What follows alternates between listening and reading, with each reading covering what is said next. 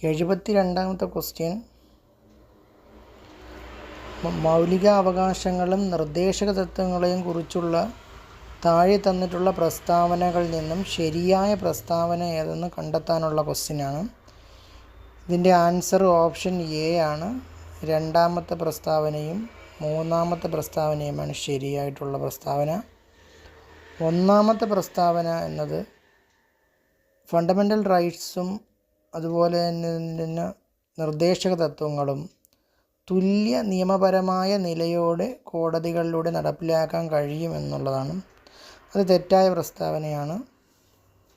രണ്ടാമത്തെ പ്രസ്താവന, നിർദ്ദേശക തത്വങ്ങൾ സാമൂഹികവും സാമ്പത്തികവുമായ ലക്ഷ്യങ്ങൾ നൽകിക്കൊണ്ട് മൗലികാവകാശങ്ങൾക്ക് പൂരകമാകുന്നു എന്നുള്ള പ്രസ്താവന ശരിയാണ്. അടുത്ത മൂന്നാമത്തെ പ്രസ്താവന, നിർദ്ദേശക തത്വങ്ങൾക്ക് പ്രാബല്യം നൽകുന്നതിനായി മൗലിക അവകാശങ്ങൾ ഭേദഗതി ചെയ്യാമെന്ന് കോടതികൾ വിധിച്ചു.